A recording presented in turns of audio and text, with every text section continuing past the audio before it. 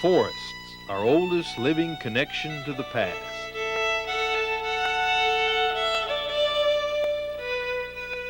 Over half our state is still woodlands. The largest section is in East Tennessee, the great Smoky Mountains.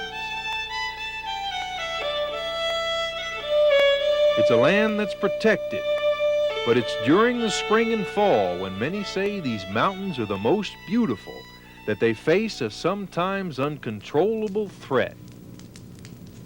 Fires were common here before the government preserved the area, and surprisingly, for thousands of years, fires provided a means of survival. The evidence is overwhelming now that the Indians that have been in this area for 12,000 years have used fire throughout their presence here. And if you look in their food caches, you see that many of the food items that they collected and used were from plants that grew in the full sun.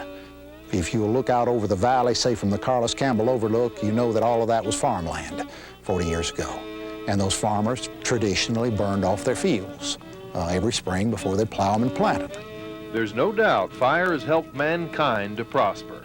And for eons, certain types of trees have also become dependent on fire to exist. We have here in the Great Smokies a fire type, Table Mountain pine it's called.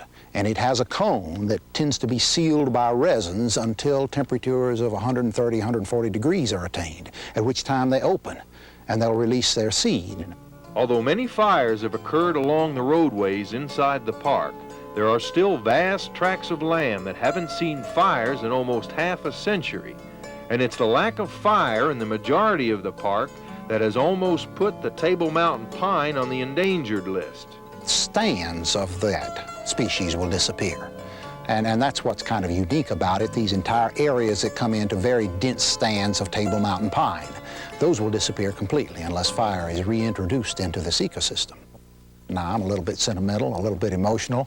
I like to see that tree stay here. I think it has a place. It's been a part of the ecosystem for centuries and centuries. And another thing, it's evolved this unique habit. Almost all pines are helped by fire. Their thick bark can withstand the heat, and fire clears out areas that provide the sunlight pine trees need to grow. Hardwoods can grow in the shade. When they move into an area, they eventually cut out the sunlight the pines need. The pines die out, and in their place grow more hardwoods in the shadow of the larger trees. The statement has been made, and it's very true, that fire is a friend of the pine tree, but a bad enemy of the hardwood trees. But if you want pines, then probably you're going to consider fire to maintain and keep the hardwoods out that would replace them. But small, controllable fires may be nature's way to preserve our woodlands. The burning of last year's leaves may cause some damage, but decades of fallen leaves can burn with an intensity that can destroy an entire forest.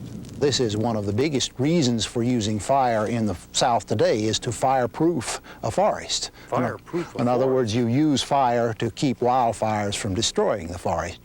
Once you've done this, the arsonists or even casual lightning fires can't destroy your forests. They simply won't carry a fire hot enough to damage the trees. I spent a great deal of my career in fire control and fire suppression, so there couldn't be anyone more against wildfires. I'm a firm believer that the message of Smoky Bear is good, and be careful with matches.